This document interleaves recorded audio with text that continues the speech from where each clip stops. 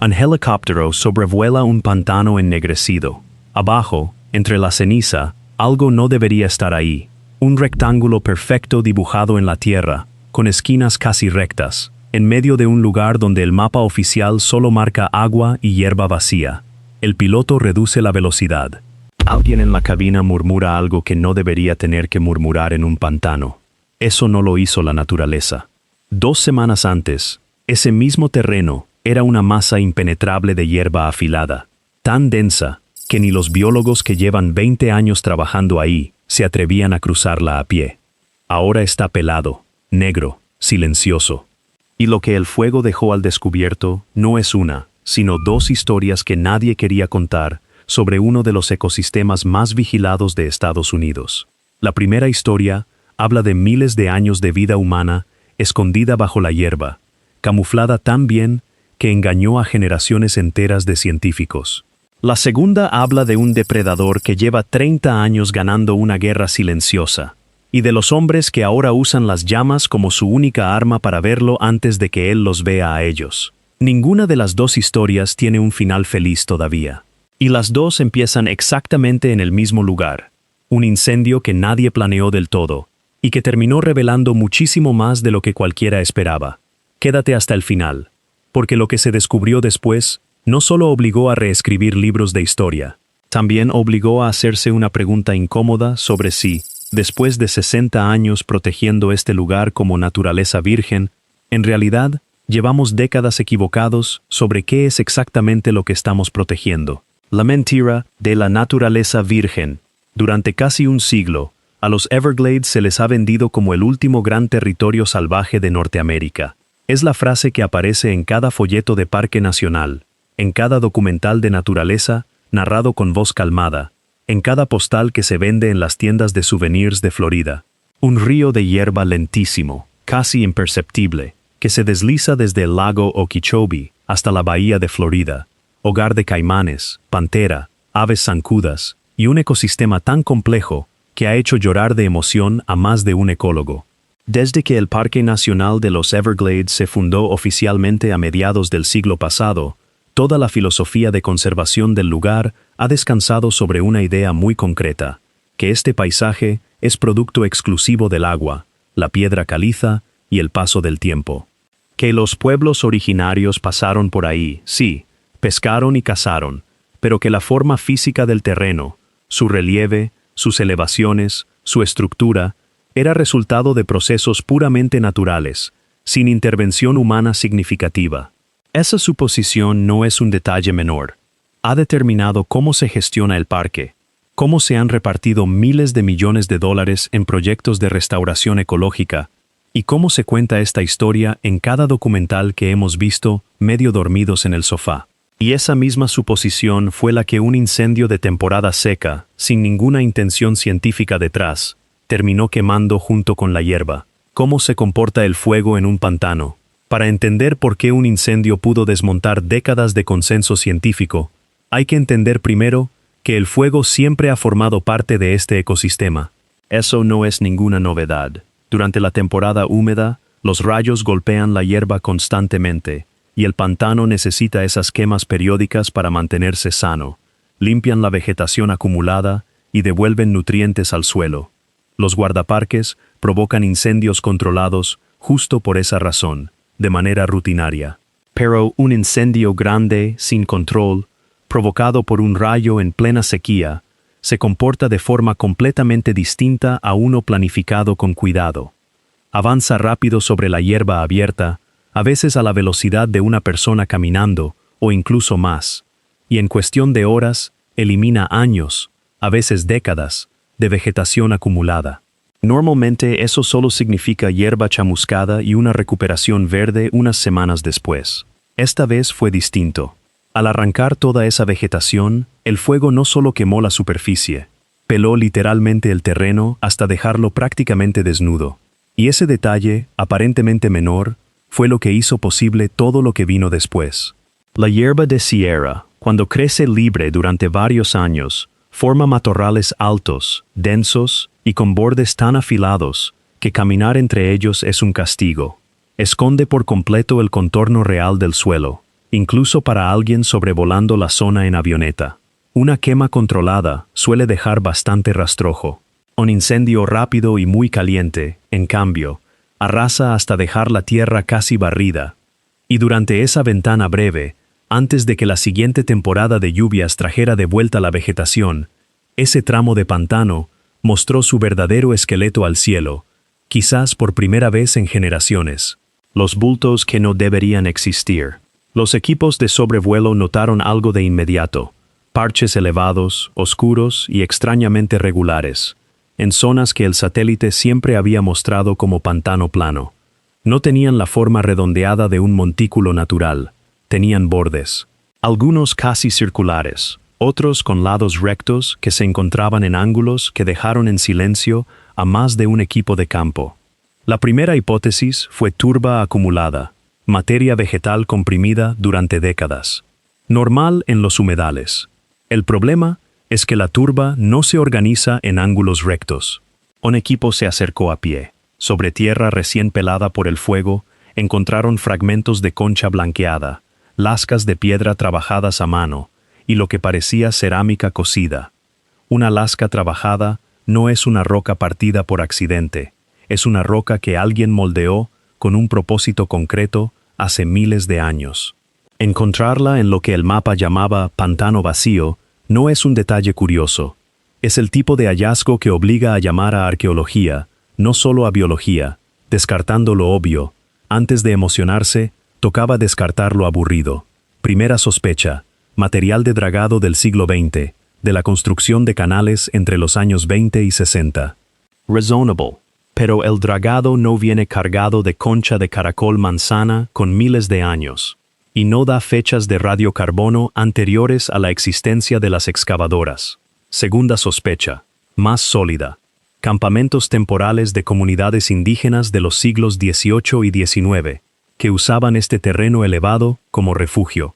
Bien documentado, y sigue siendo cierto para algunas capas, pero no explica los estratos más profundos. Concha de 3, 4, casi 5.000 años de antigüedad, enterrada como las páginas del fondo de un libro que nadie había abierto.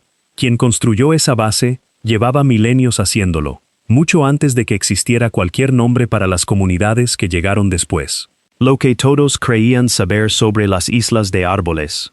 Estos parches no eran del todo desconocidos. Se llaman islas de árboles, pequeños grupos con forma de gota, apenas 1 metro por encima del pantano, repartidos por cientos, siempre orientados según el flujo del agua hacia el sur. Ecológicamente son fundamentales, casi la única tierra seca en kilómetros, así que ciervos, panteras y aves se apiñan ahí como en un andén en hora pico. La explicación estándar durante décadas fue puramente natural. Una pequeña elevación rocosa atrapa restos orgánicos, los árboles echan raíces, el montículo crece durante siglos solo por biología y gravedad. Y sigue siendo válida para muchas islas. Pero lo que el fuego reveló no era una isla de manual. Al raspar la vegetación, no había tierra compactada con raíces. Había concha. Millones de conchas de caracol manzana de agua dulce, apiladas en capas que no ocurren por accidente. La concha depositada de forma natural no se acumula en capas uniformes de varios metros, con la consistencia de alguien vaciando cesta tras cesta de restos de comida en el mismo punto, generación tras generación. Eso no es un cementerio de caracoles. Es un basurero, y lo digo como cumplido genuino. Los antiguos depósitos de desechos son una de las fuentes más ricas que existen sobre cómo vivía la gente.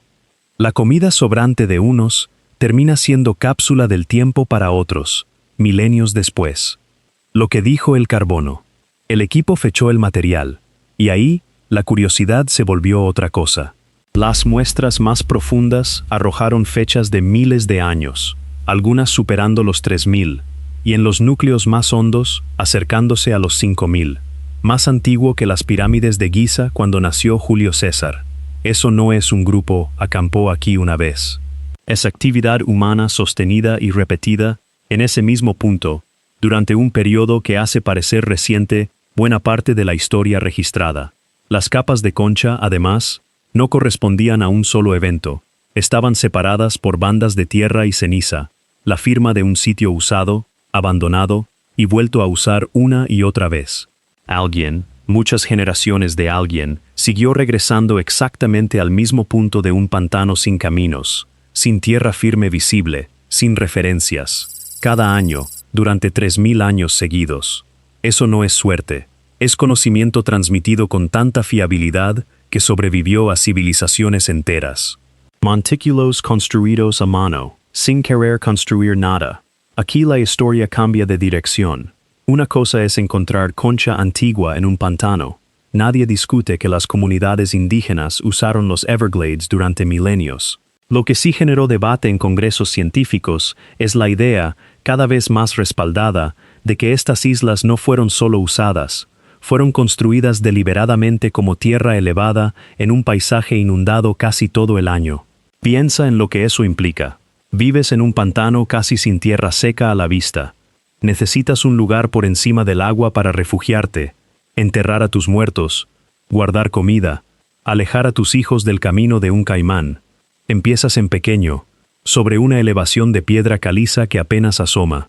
Cada comida de caracol, cada espina, cada cesta de desechos, se apila en el mismo lugar en vez de dispersarse. Con los años, el montón crece. Con generaciones se vuelve una colina estable para sembrar árboles, cuyas raíces sostienen la estructura, atraen más vida silvestre y hacen que la gente siga regresando y construyendo, cada vez más alto, sin proponérselo.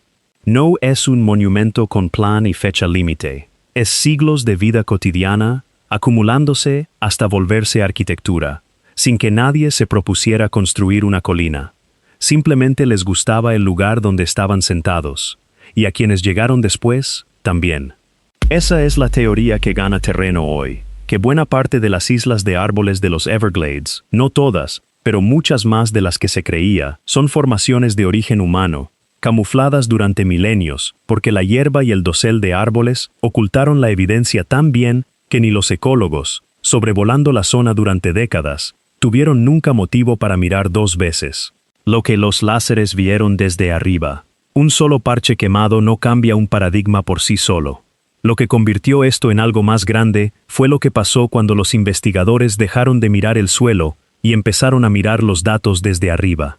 Las semanas siguientes, los equipos hicieron sobrevuelos con mapeo por láser, una de las mejores herramientas que ha tenido la arqueología.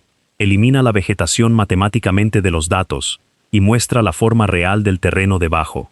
El mismo truco que ayudó a descubrir ciudades perdidas bajo la selva centroamericana. Funciona disparando millones de pulsos desde un avión y descartando cada uno que rebotó en una hoja en vez de en la tierra. Los datos revelaron docenas de elevaciones adicionales que no figuraban en ningún mapa arqueológico, algunas apenas asomando, imposibles de notar incluso caminando encima.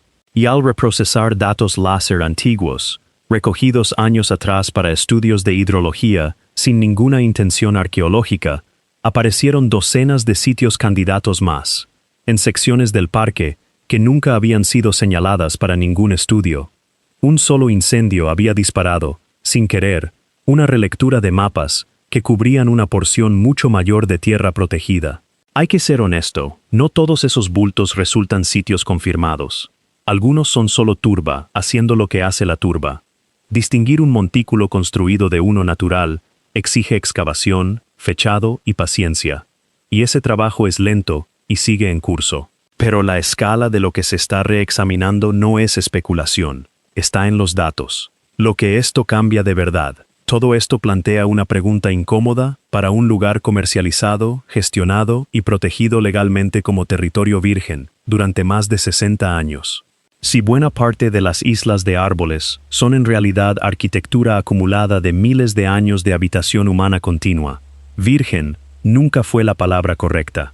Estaba habitado, estaba modificado, estaba, en un sentido muy real, construido a mano, tan lentamente que la evidencia se mezcló con el paisaje y terminó archivada bajo naturaleza, en lugar de cultura.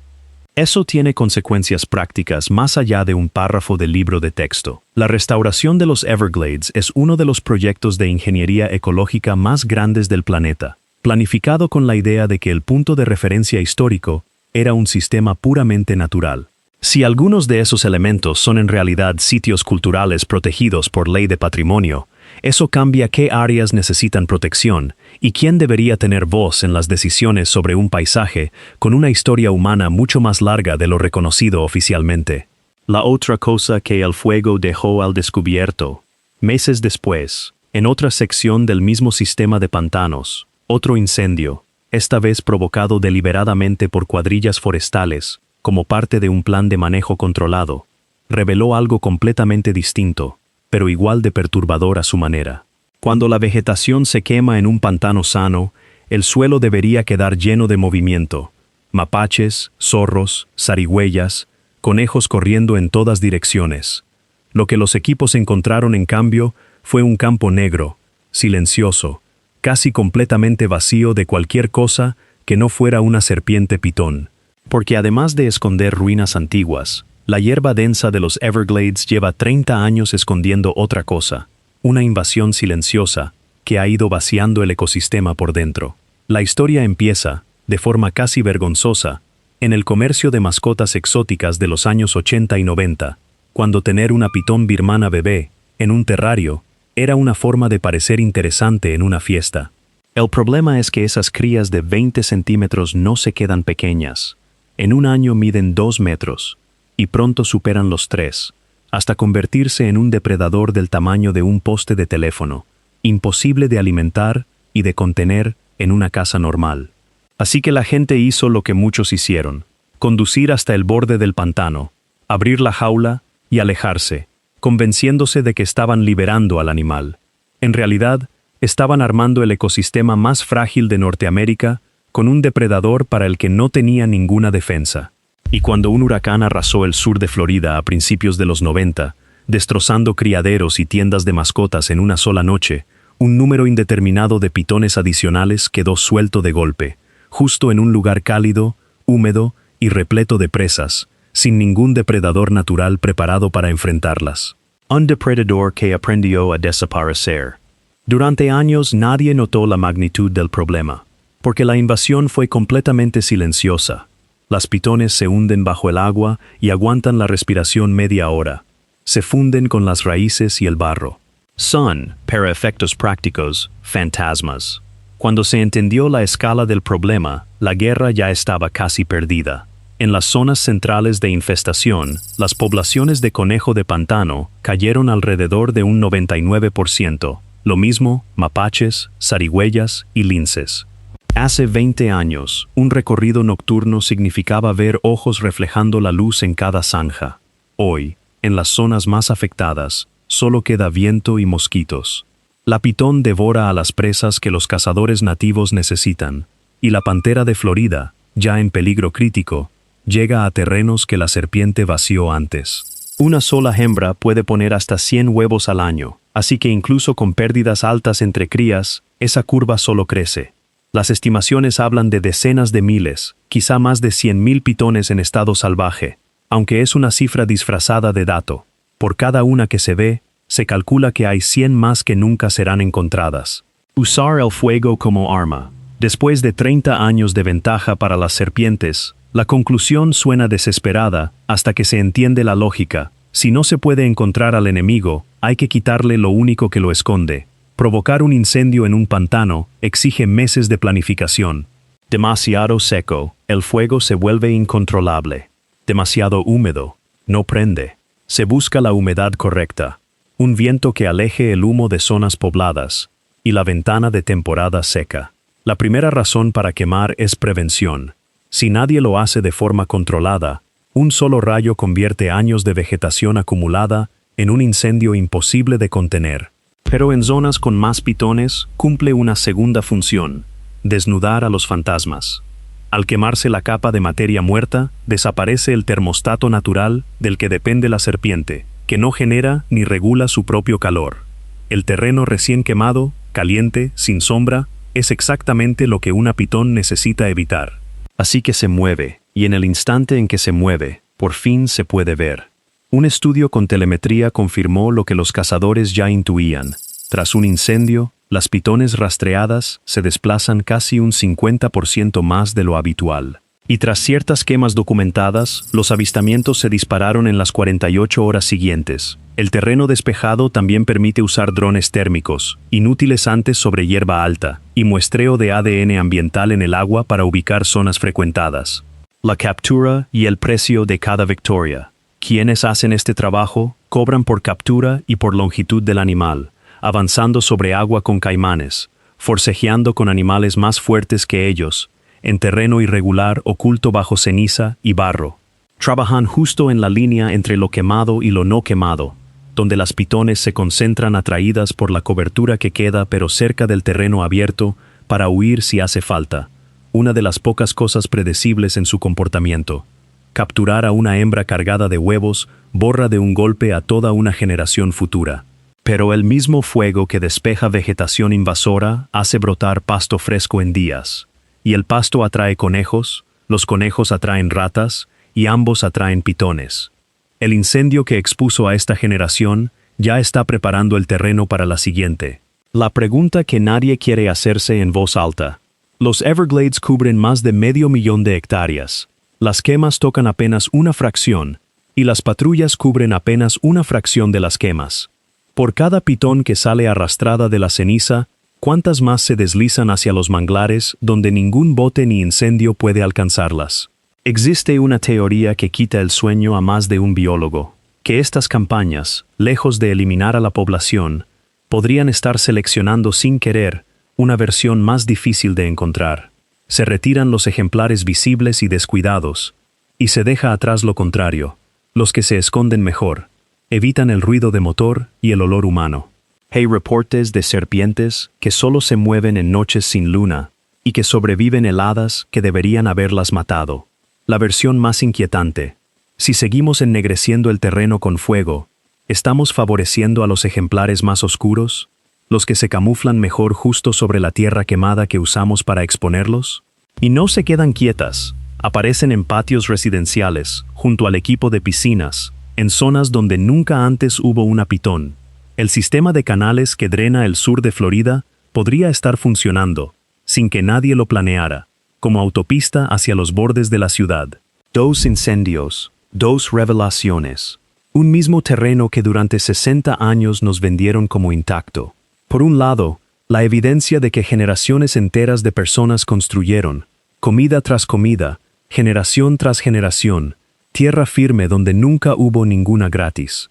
Por otro, la prueba de que un depredador introducido por descuido humano lleva 30 años reescribiendo silenciosamente quién manda en este ecosistema, y que la única herramienta que tenemos para verlo con claridad también podría estar enseñándole, sin querer, a escondernos mejor. Ninguna de las dos historias tiene un final cerrado todavía. La excavación de los sitios antiguos avanza despacio, con el respeto y la paciencia que exige trabajar junto a las comunidades descendientes de quienes construyeron esos montículos. Y la guerra contra las pitones sigue exactamente igual de abierta, con biólogos preguntándose en voz baja si cada temporada de quemas no es una victoria, sino un experimento de selección natural que nosotros mismos estamos dirigiendo sin saberlo. Lo único seguro es esto. Hizo falta que el fuego destruyera la cobertura para que finalmente pudiéramos ver lo que siempre estuvo ahí. Y eso deja una pregunta abierta para cualquier otro rincón del planeta que llevamos años etiquetando como naturaleza vacía sin haberlo mirado nunca con suficiente atención. ¿Cuántos otros secretos siguen esperando, escondidos bajo unos centímetros de maleza, a que llegue el desastre correcto, o la persona correcta mirando hacia abajo en el momento exacto? Si esta historia te dejó pensando, suscríbete a WISE para no perderte la próxima vez que la naturaleza decida mostrarnos algo que no estábamos buscando. Déjame en los comentarios qué te pareció más inquietante, los montículos milenarios o las serpientes que podrían estar aprendiendo a escondernos mejor cada año. Nos vemos en el próximo video.